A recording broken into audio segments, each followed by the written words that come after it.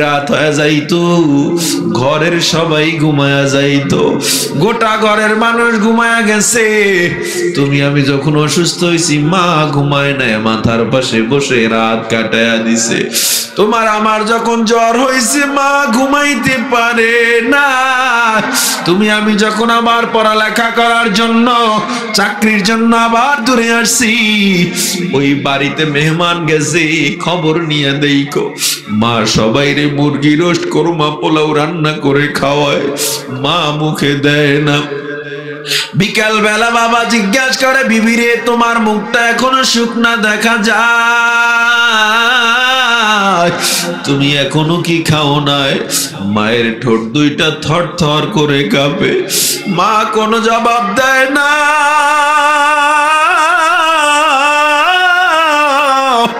মা কোনো জবাব দেয় না। মা দরজা জানালা বন্ধ করিয়া বালিশের সাথে মাথাটা লাগায়া ফুফায়া ফুফায়া কান্দে। স্বামী গিয়া জিজ্ঞাসা করে বিবি তুমি এখনো কেন খাও না? মা ডেকে বলে স্বামী আমার, আমি কেমনে খাবো, আমার বুকের মানিক এত দূরে, ও কি খেয়ে আছে না খেয়ে আছে আমি মা তো জানি না। তুমি আমি খেলাধুলা করার জন্য বাইরে যাইতাম, ওই মা কখনো তোমারে আমার রাইখা কোনো খাবার খাইতো না। ও যুবক, আজ যার মা বেঁচে আছে তোমার কপাল কত ভালো, আর যার মা নাই বাবা নাই, ওই কবরের কিনারায় গিয়া জিয়ারত করে মা বাবার জন্য দোয়া পাঠাও। কারণ তুমি আজকে এক লোকমা খানা খাও, ওই মা বাবার দোয়া না থাকলে খাইতে পারতা না। আজকে যতটুকু ভালো আছো, ওই জায়নামাজে তোমার জন্য তোমার মা যদি দোয়া না করত, এতটুকু ভালো থাকার সুযোগ ছিল না। এই জনের মূল কষ্ট মায়ের প্রসব বেদনা, সাত আসমান সাত জমিন যেন মায়েরই মাথায়। আমার সুন্দর মুখ দেখে মায়ের, আমার সুন্দর মুখ দেখে মায়ের, ব্যথা যায় সব হাসায়া। ও আমার প্রাণের মা, মা গো মা, কোথায় গেলে মোরে ছাড়িয়া? জনম দুঃখী এতিম আমি, চায় না কেহ ফিরিয়া। আমি যখন ছিলাম আমার মায়েরই উদরে, চলাফেরা করতেন যে মা কত কষ্ট করে। এমন মাকে কেমনে আজি, এমন মাকে কেমনে আজি যাব আমি ভুলিয়া। ও আমার প্রাণের মা, মা গো মা, কোথায় গেলে মোরে ছাড়িয়া?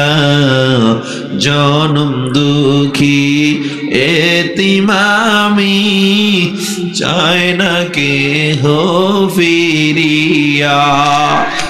রঙিনে পৃথিবী ছাড়তে হইবে, সাধের দেহ মাটি খাইবে, শূন্য হবে জিন্দেগানি। কার লাগিয়া এত মায়া, এত চোখের পানি রে মন, কার লাগিয়া এত মায়া, এত চোখের পানি। সন্ধ্যা হলে ডুবিবে বেলা,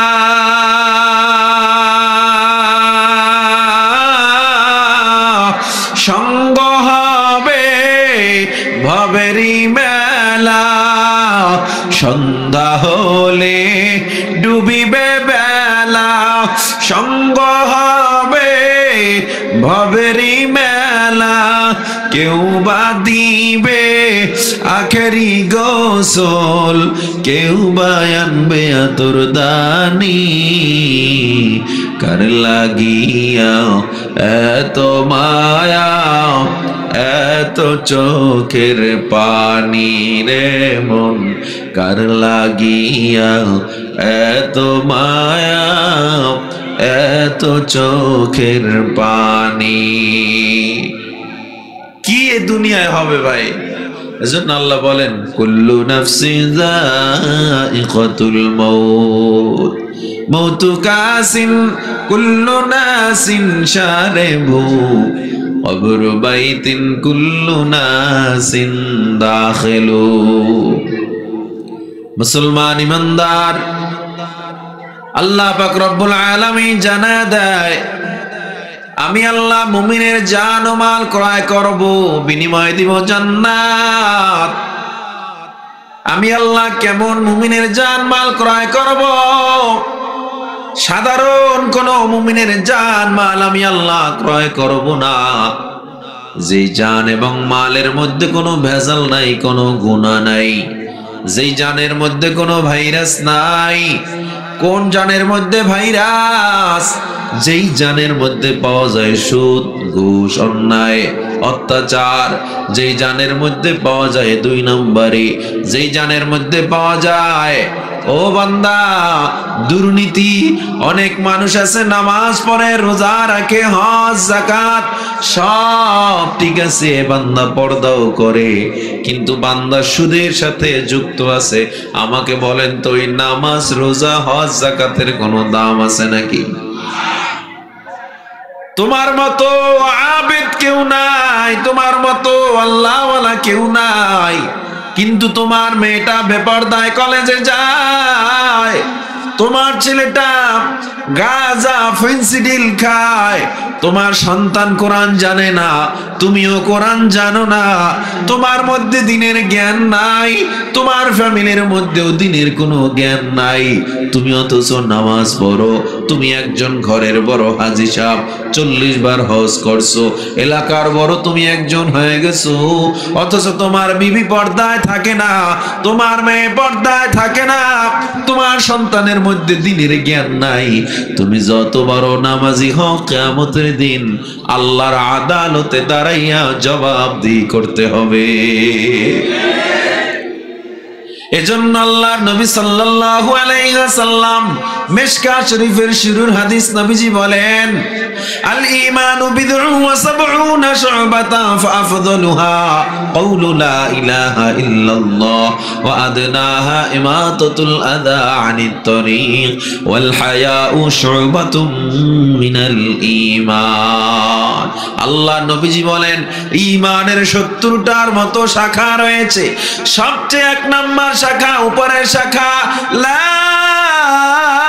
ইলাহা ইল্লাল্লাহ, সবচেয়ে ছোট শাখা ইমাতাতুল আযা আনিত তরিক, রাস্তায় কোনো কষ্টদায়ক বস্তু পড়ে আছে, সরায়া দাও। কেন সরায়া দাও?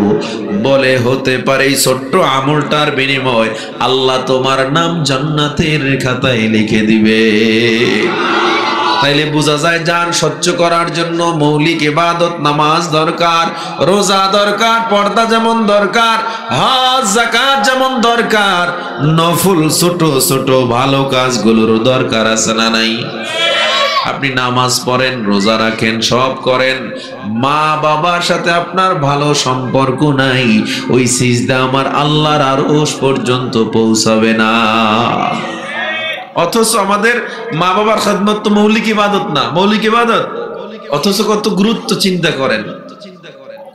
আল্লাহ নবী সাল্লাল্লাহু আলাইহি ওয়াসাল্লাম জানায় দেয় তিরমিজি শরীফের হাদিস عن ابن عمر عن النبي صلى الله عليه وسلم قال رضا الرب في رضا الوالد وسخط الرب في سخط الوالد বাবার যেই সন্তানের উপরে বাবা খুশি হয়ে যায় ওই সন্তানের উপরে আল্লাহ খুশি হয়ে যায় সুবহানাল্লাহ।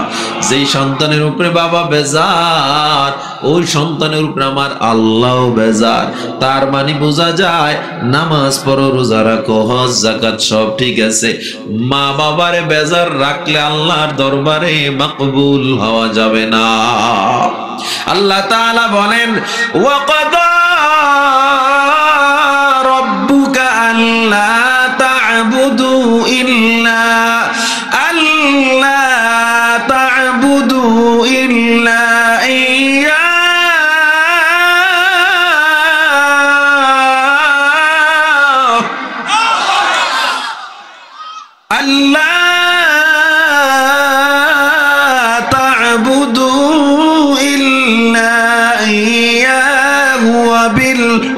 وبالوالدين إحسانا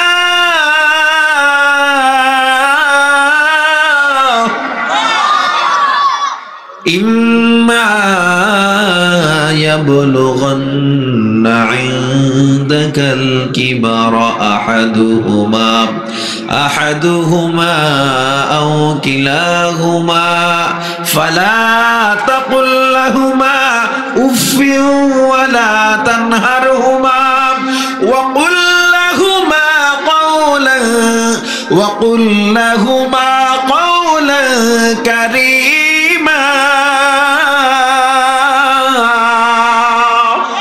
আল্লাহ তাআলা জানা দেয় মা বাবার খেদমত করবা তো করবাই, ফালা তাকুল লাহুমা উফফি ওয়ালা তানহারহুমা, মা বাবার সাথে উফ এই শব্দটা পর্যন্ত বলা যাবে না। কি উফ এই শব্দটা পর্যন্ত মা বাবার সাথে ব্যবহার করা যাবে না। অথচ আজ সন্তান মা বাবার সাথে কত বাজে ব্যবহার করে, মা বাবার গায়ে হাতও তোলে, বৃদ্ধাশ্রমে রাখে, এমন সন্তান বাংলাদেশে আছে না নাই? খিদমতে মা দর পে দর কুন সুবহ শাম তাকে বাসি দর্দ আলম নে গুনাম। মা বাবা কত বড় সম্পদ। আবু হুরায়রা রাদিয়াল্লাহু তাআলা আনহু থেকে হাদিস বর্ণনা করা হয়, যা রাজুলুন ইলা রাসূলিল্লাহি সাল্লাল্লাহু আলাইহি ওয়াসাল্লাম, একজন আগন্তুক আমার নবীর দরবারে আসলেন।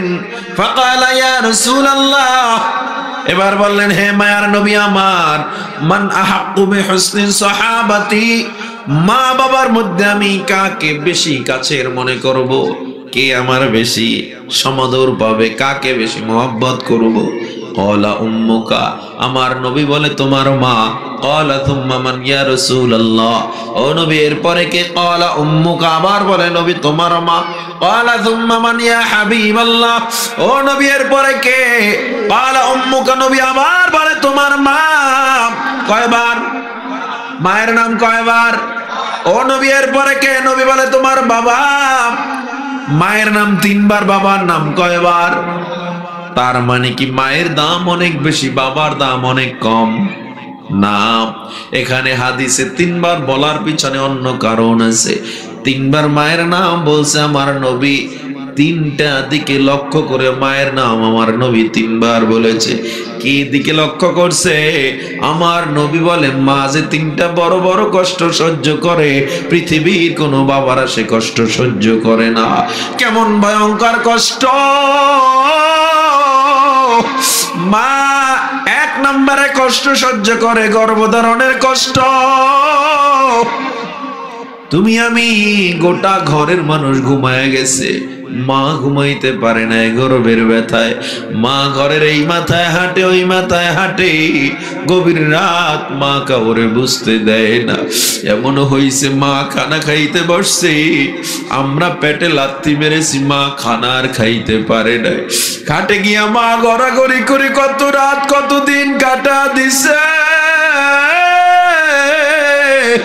ও যুবক, এই জন্য আমার মায়া নবী মায়ের নাম এক নম্বরে বলছে, দ্বিতীয়বার মায়ের নাম কেন বলল? দ্বিতীয়বার বলার কারণ প্রসব বেদনার কষ্ট, লেবার পেইন বড় মারাত্মক কষ্ট। চিকিৎসা বিজ্ঞান বলে কোন মানুষের ব্যথা যদি 40 ইউনিট হয়, ওই মানুষ দুনিয়ার জমিনে আর বাঁচতে পারে না। কিন্তু তুমি আমি যখন দুনিয়াতে আসছি, মায়ের ব্যথা ছিল 56 ইউনিটেরও বেশি।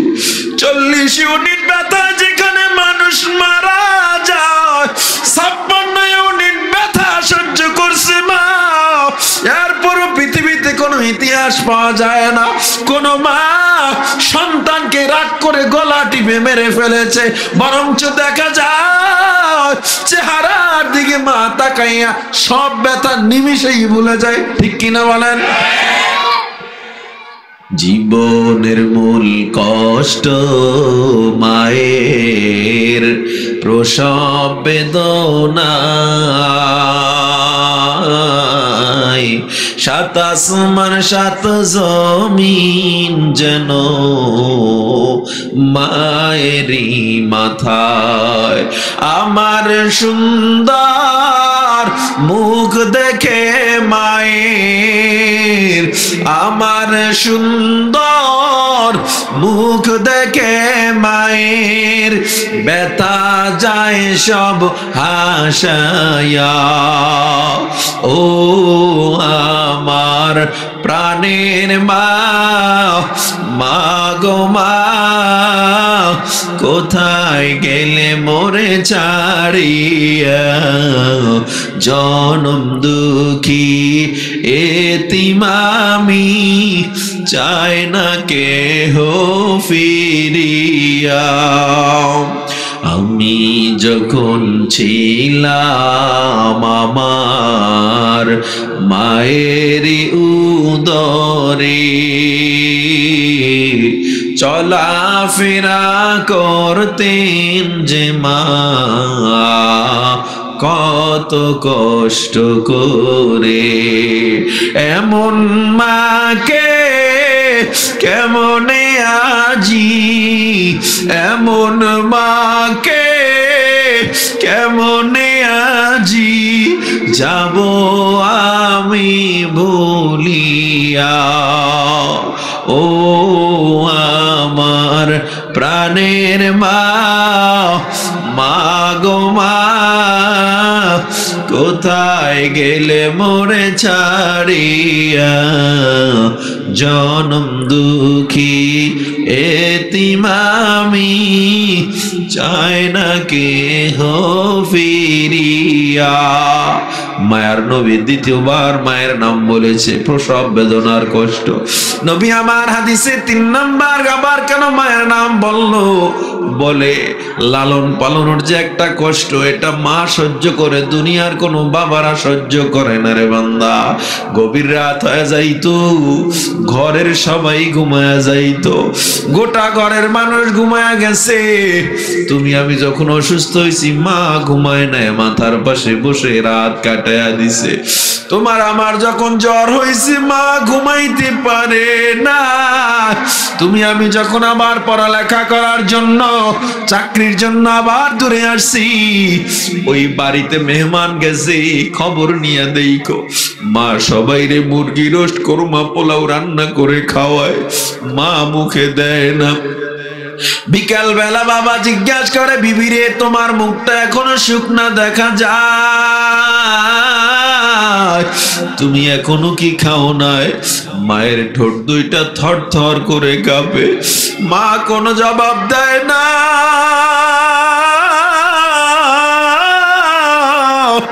মা কোনো জবাব দেয় না। মা দরজা জানালা বন্ধ করিয়া বালিশের সাথে মাথাটা লাগায়া ফুফায়া ফুফায়া কান্দে। স্বামী গিয়া জিজ্ঞাসা করে, বিবি তুমি এখনো কেন খাও না? মা ডেকে বলে, স্বামী আমার আমি কেমনে খাবো, আমার বুকের মানিক এত দূরে, ও কি খেয়ে আছে না খেয়ে আছে আমি মা তো জানি না। তুমি আমি খেলাধুলা করার জন্য বাইরে যাইতাম, ওই মা কখনো তোমারে আমার রাইখা কোনো খাবার খাইতো না। ও যুবক, আজ যার মা বেঁচে আছে তোমার কপাল কত ভালো, আর যার মা নাই বাবা নাই, ওই কবরের কিনারায় গিয়া জিয়ারত করে মা বাবার জন্য দোয়া পাঠাও। কারণ তুমি আজকে এক লোকমা খানা খাও, ওই মা বাবার দোয়া না থাকলে খাইতে পারতা না। আজকে যতটুকু ভালো আছো, ওই জায়নামাজে তোমার জন্য তোমার মা যদি দোয়া না করতো, এতটুকু ভালো থাকার সুযোগ ছিল না।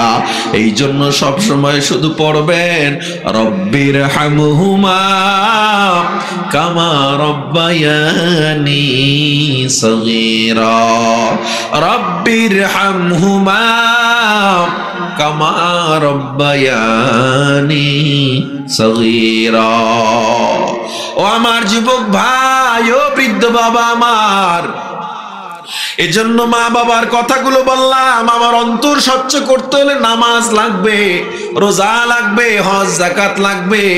কিন্তু আপনি আমি যদি মা বাবার সাথে ভালো ব্যবহার না করি, তাইলে কিন্তু নামাজের কোনো দাম নাই, রোজার কোনো দাম নাই, হজ যাকাতের কোনো দাম নাই। ঠিক নেই? মা বাবা যার যার বেঁচে আছে হাত উঠান, দোনোজন বেঁচে আছে কার কার? আলহামদুলিল্লাহ। বাবা বেঁচে নাই, মা বেঁচে আছে,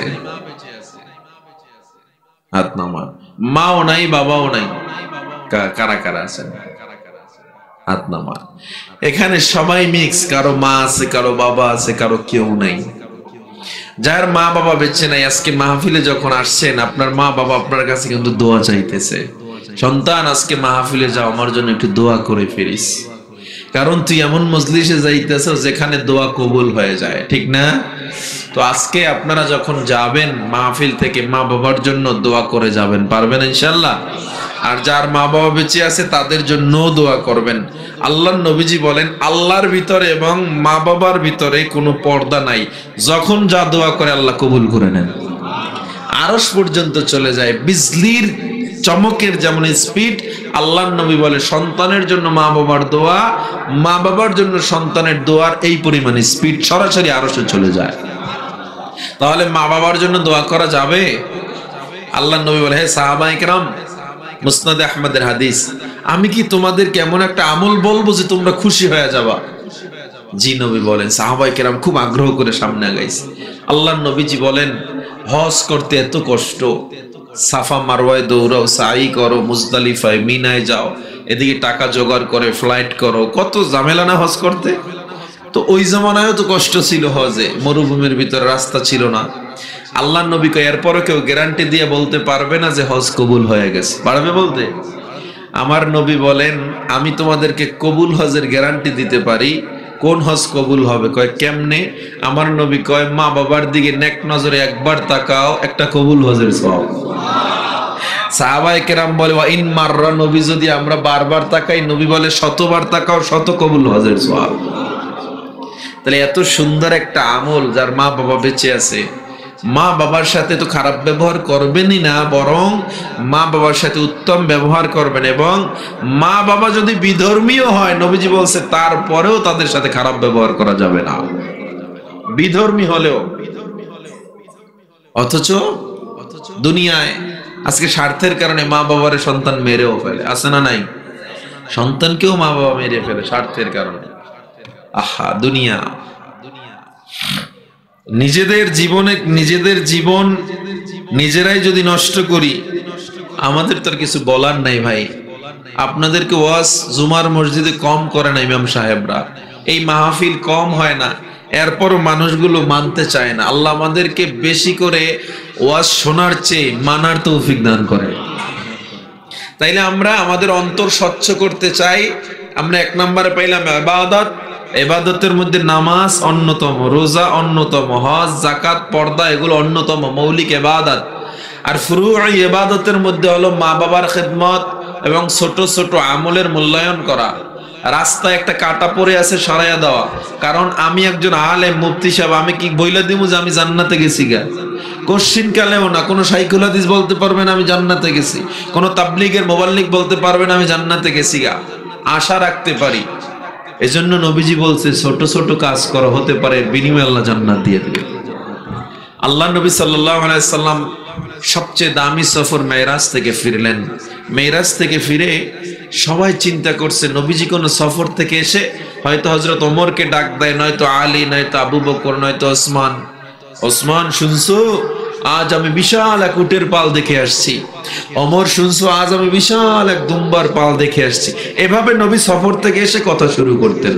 এই জলিল কদর সাহাবীগুলো সামনে বসা থাকতো। তো নবী মেরাজ থেকে আসছেন ফজরের নামাজের পর, সবাই চিন্তা করছে এই 4 জনের 5 জনের কোন একজনকে নবী ডাক দিয়ে কথা শুরু করবেন। কিন্তু আমার নবী প্রথমেই ডাক দিয়ে বললেন, আইনা বেলাল, বেলাল কোথায়? বেলাল ভয় পেয়ে গেছে। বেলাল মজলিসের পিছন থেকে দাঁড়ায় গেছে। আমার নবী বলে, তাআল হানা ইয়া বেলাল, বেলাল এদিকে আসো। বেলাল যখন কাছে আসছে নবীজি দেখে বেলাল কান্না করতেছে।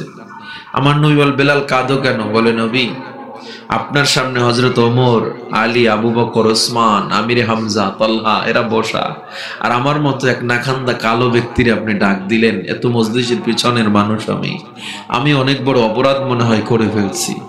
আমার নবী বলে, বেলাল অপরাধ তো করো নাই, আমাকে একটু বলো এত দামি কেমনে হয়েছে? আল্লাহু আকবার। হযরত বেলাল আবার কান্না করে দিয়েছে। নবী কি বলেন? বলে, হ্যাঁ, আল্লাহ ইন্নী সামি'তু দাফানা আলাইকা বাইনা ইয়াদাই ফিল জান্নাহ। আমি যখন আজকে মেরাজে জান্নাত দেখতেছিলাম, আমি একটা পায়ের আওয়াজ পাইতেছি। আমি জিজ্ঞাসা করলাম ফেরেশতারা, কার পায়ের আওয়াজ? জানো বেলাল ওটা কার পায়ের আওয়াজ? কয় না, ওইটা তোমার পায়ের আওয়াজ ছিল। সাহাবায়ে কেরাম সবাই কান্নায় ভেঙে পড়ছে। বেলাল কারো সামনেও আসে না ঠিক মতো। হাবশী বেলাল, আফ্রিকা থেকে আসছে, কালো একজন সাহাবা, দেখতেও সুন্দর, কিন্তু তার মর্যাদা আল্লাহ কোথায় নিয়ে গেছেন। জিবরিল আমিন আল্লাহর নবীজির কানে কানে বলে, মায়ার নবী, বেলাল তাহিয়াতুল ওযু নামে 2 রাকাত নফল নামাজ পড়ে। সব ইবাদতের পাশাপাশি 2 রাকাত কি পড়ে? নফল নামাজ, তাহিয়াতুল ওযু। ওই 2 রাকাত নামাজ আল্লাহর কাছে এত পছন্দ হয়ে গেছে, আল্লাহ বেলালকে দুনিয়ায় থাকতে জান্নাতের সাথে কানেকশন লাগায় দিছে। বেলাল দুনিয়ায় হাঁটে, আওয়াজ হয় জান্নাতে। আল্লাহু আকবার। 2 রাকাত নফল নামাজে এত মর্যাদা। আর আপনি আমি চিন্তা করি কি, ফরজই পড়ি না, নফলের ওয়াজ করে লাভ কি ভাই? আপনি আমি চিন্তা করি নামাজ পড়ছি এতেই জান্নাত, অথচ দুনিয়ায় থাকতে জান্নাতের সুসংবাদ পেয়েছেন হযরত ওমর। ঈদের দিনও দরজা বন্ধ করে কাঁদে হযরত ওমর, কাঁদে। আল্লাহর নবীজি বলে, ওমর আজকে কেন কাঁদো? বলে, নবী আমি রোজাগুলো যে রাখলাম, আমি যে নামাজগুলো পড়লাম, তারাবি পড়লাম, আল্লাহ কবুল করছেন তো, এই ভয়তে আমি কাঁদি। তারা জান্নাতের সুসংবাদ পেয়েও কাঁদে, আর আপনি আমি জান্নাতের সুসংবাদ তো দূরের কথা, আপনার আমার চারপাশে জাহান্নামের ঘ্রাণ, জাহান্নামের ঘ্রাণ। আপনার আমার মোবাইল আপনাকে আমাকে কি পরিমাণ নষ্ট করে দিচ্ছে। আহারে যুবক, নর্দমা, নর্তকী, ল্যাংটা নাচ গান, খারাপ ছবি দেখতে দেখতে চোখের পাওয়ার শেষ, নিজের যৌবন শেষ, ভবিষ্যৎ শেষ, নিজের শরীর শেষ। এক মোবাইল আপনাকে আমাকে কোথায় নিয়ে গেছে। মুরব্বী মানুষ, কত সুন্দর আমল, কিন্তু হঠাৎ করে ছেলে একটা মোবাইল দিছে, সেও সারাদিন এখন টিকটক, ফেসবুক, রিলস এগুলো দেখে দেখে জীবনের আমলগুলো সব নষ্ট করে ফেলতেছে, ঠিক না? নারায়ণগঞ্জের মানুষ দেখে না এগুলো? আল্লাহর নবী বলেন, শেষ জামানায় মানুষ গুনাহকে গুনাই মনে করবে না। এর অন্যতম একটা উদাহরণ আমি দেখতেছি এই মোবাইলে মানুষ ল্যাংটা ছবি দেখতেছে, যা মন চাই দেখতেছে, কিন্তু মনেই করে না এটা আসলে গুনাহ। এটা স্বাভাবিকভাবে নিয়ে নিছে। ভাইজান, মোবাইল থেকে যে হেফাজত থাকবেন, এই জামানায় সে বড় আল্লাহর ওলি। এই জামানায় সে অনেক বড় ওলি, যদি মোবাইল থেকে নিজেকে কন্ট্রোল করা যায়। এটা অনেক বড় দাজ্জালের ফাঁদ। আপনি জানেন না ইসরায়েল আমেরিকা আমাদেরকে কিভাবে গ্রাস করে ফেলেছে। আমাদের মসজিদের ভিতরে তারা মিউজিক বাজায় দিছে, মোবাইল বাজে এখন মসজিদে। আপনার আমার সন্তানকে তারা এখন ইহুদিবাদী পশ্চিমা সভ্যতায় ঢুকাইয়া দিছে। সন্তানগুলো নষ্ট হয়ে যাচ্ছে। যেই সন্তান নামাজ পড়ে না, এই সন্তানকে আপনি খানা দিচ্ছেন। যেই সন্তান নামাজ পড়ে না, এই সন্তানকে আপনি কাপড় দিচ্ছেন। যে আল্লাহর সাথে দুশ্মনী করে, যে নামাজকে বৃদ্ধাঙ্গুলি দেখায় তাকে আপনি এত আদর করতেছেন, কিয়ামতের ময়দানে আপনি বাবা, কিয়ামতের ময়দানে ছাড় পাবেন না। মনে রাখেন, লিখে রাখেন, কিয়ামতের ময়দানে আপনিও ধরা খাবেন। আপনার ব্যাপারে আপনার সন্তান মামলা করবে, আল্লাহ আমি এই খারাপ পথে যাইতাম না, আমার বাবা যদি আমাকে শাসন করত, আমাকে রোজা রাখার জন্য আমাকে উঠায় নাই, আমাকে নামাজের জন্য শাসন করে নাই আমার বাবা আমার মা। ওই আদালতে মামলা যেদিন হবে, মামলা খালাস না করে আপনি আগাতে পারবেন না। লিখে রাখেন, আপনি যদি মনে করেন আপনি বড় আমলওয়ালা, আপনি জান্নাতে গেছেন, ভুল স্বর্গে, বোকার স্বর্গে আছেন। আপনার সন্তান, আপনার বিবি, আপনার মেয়ে আপনার নামে মামলা করবে। লিখে রাখেন, যারা নামাজ ছাড়ে এদের চেয়ে অকৃতজ্ঞ এই জমিনে আর কেউ নাই। ওরে ভাই, আল্লাহর দেওয়া সূর্যের রশ্মিটা নিতেছি, সকালবেলা ভিটামিন ডি পাইতেছি সূর্যের থেকে। এই সূর্যের আলো না আসলে সবজি ফলন উৎপাদন হইতো না। এই সূর্যের আলো না আসলে, এই বাতাস না আসলে আপনার এই খনিজ পদার্থ তৈরি হইতো না। গ্যাস মিথুন যেটা তৈরি হয় জমিনের মধ্যে, সূর্যের আলো মাটিতে না পড়লে নিচে গ্যাস তৈরি হইতো না, তৈলগুলো জমিনের উপরে উঠতো না, পেট্রোল অকটেন চলতো না, গ্যাস দিয়ে রান্না করতে পারতেন না। আল্লাহ যদি সূর্যটা না উঠাইতো, আল্লাহ তাআলার এই ভিটামিনটা যদি না থাকতো, অক্সিজেন না থাকতো, এক সেকেন্ডে পৃথিবী ধ্বংস হয়ে যাইতো। আল্লাহর দেওয়া সূর্য উপভোগ করলাম, আল্লাহর দেওয়া সব পানি, বাতাস, অক্সিজেন উপভোগ করলাম, আল্লাহর দেওয়া ফল খাইলাম, আল্লাহর দেওয়া সব উপভোগ করেও কত বড় কপাল পরা হলে আমার কপালটা তার সিজদায় যায় না? কত বড় নিমক হারাম হলে আমার কপালটা তার সিজদায় যায় না? কত বড় নিমক হারাম হলে? কি চিন্তা করছেন? বেঁচে থাকবেন, একটু বুড়া হয়ে আমল করবেন? ভাই, নমরুদ থাকতে পারে নাই, কিন্তু কারুনের শুধু গুপ্তধনের যে ভান্ডার ছিল, এই চাবিগুলো ভান্ডারের, তার গুপ্তধনের যে ঘর ছিল এর চাবি বহন করত ৬০ জন লোক। কারুনকে আল্লাহ জমিনের নিচে পুঁতে ফেলেছে, নমরুদকে আল্লাহ দুনিয়ায় থাকতে দেন নাই, মশা দিয়ে মেরে ফেলেছেন। অহংকার করেছে ফেরাউন, আল্লাহ লোহিত সাগরে চুবাইয়ে ডুবাইয়ে মারছে, টিকতে পারে নাই ভাই। যেই আল্লাহ ফেরাউনকে মারলো, নমরুদকে মারলো, কারুনকে মারলো, হামানকে মারলো, সাদ্দাতকে মারলো, যেই আল্লাহ এত বড় বড় অহংকারের পতন ঘটাইলো, ওই আল্লাহ কি এখন নাই? এই আল্লাহ কি নাই? তাহলে আপনি আমি এত সীমালঙ্ঘন করি, সীমালঙ্ঘন করতে করতে করতে করতে কোথায় চলে গেছি আমরা? আফসুস, আফসুস প্রিয় ভাই আমার। কোন বিপদে পড়ছেন, চাকরি নেই, ব্যবসায় সমস্যা, কার কাছে বলবেন? নাকি পীর সাহেবের কাছে গিয়ে সিজদা দিবেন? মানুষের কাছে চাই? ও ভাই, মানুষের কাছে চাইলে মানুষ বেজার হয়, আল্লাহর কাছে না চাইলে আল্লাহ বেজার হয়। মানুষ আপনার নেতার পিছে দৌড়াইতে দৌড়াইতে স্যান্ডেল ছিঁড়ে গেছে, আপনার জীবন শেষ। দালালি, চামচামি, চাটুকারি করতে করতে জীবন শেষ। বিপদে পড়ে দেখেন ক্যান্সারে আক্রান্ত হন, আপনার নেতা আপনাকে সাহায্য করবে না। আপনি বিপদে পড়ে দেখেন আপনার নেতা, আপনার মেয়ের বিয়ে দিতে পারেন না, আপনার নেতা আপনাকে জিজ্ঞাসা করবে না। আর আপনি যদি ওই নেতার পিছে না দৌড়াইয়া এত টাইম নষ্ট না করে, একটু টাইম, একটু গভীর রাত্রে যায় নামাজটা বিছায়া আল্লাহর কুদরতি পায় কপালটা ঠেকায় বলতেন, আল্লাহ আপনার তো বান্দার অভাব নাই, আমার তো মালিক আপনি একা, আপনি তো রহমান, আপনি তো রহিম, আপনি তো আসমান জমিনের মালিক। ও আল্লাহ, আমি আর্থিক সমস্যায় আছি, আমি ঋণগ্রস্ত, আমার ব্যবসায় সমস্যা, আল্লাহ আমার চাকরিতে সমস্যা, আল্লাহ আমার সম্পদ হয় না, আল্লাহ আপনি দেন, আল্লাহ দেন। আল্লাহ কয়, তোর চোখের পানি নাকের ডগায় আসার আগে তোর দোয়া কবুল করে নিব। আমরা চাই না আল্লাহর কাছে। ও ভাই, যেই আল্লাহ, আপনি তো চিন্তা করেন, আমি ১,০০০ কোটি টাকা ঋণ হয়ে গেছি, চিন্তা করেন, এখান থেকে ওঠা সম্ভব না। আইনস্টাইন বলবে, পৃথিবীর সায়েন্স বলবে, যত দার্শনিক সবাই বলবে সম্ভব না, কারণ তোমার কোনো ব্যবসাই নেই, তুমি এখান থেকে উঠতে পারবা না। আল্লাহকে আমার কাছে চেয়ে দেখ, আমার কাছে কোনো ব্যাপারই না। আপনার আমার জ্ঞানে বলে আগুনে সবকিছু পোড়ায়া ফেলে, ঠিক না? আল্লাহ কয় আমার কাছে চেয়ে দেখ, আমি ইব্রাহিমকে কিভাবে আগুনে ফলাই আগুন ফুলের বাগান বানায় দিছি। তোর তো মনে করো পানি দিয়ে হাঁটা যায় না, কিন্তু দেখ মুসা আমার কাছে চেয়েছে, মুসার জন্য আমি নীল নদের পানি রাস্তা বানায় দিছি। তোরা তো মনে করতেছো বাবা ছাড়া সন্তান হয় না, দেখ মারিয়াম আলাইহিস সালামের পেটে আমি আল্লাহ ঈসা আলাইহিস সালামকে বাবা ছাড়া দিয়ে দিছি। তোরা তো মনে করতেছো, তোরা তো চিন্তা করতেছো আল্লাহ তাআলা এত কোটি কোটি কোটি কোটি মানুষকে কেমনে খাওয়াবে?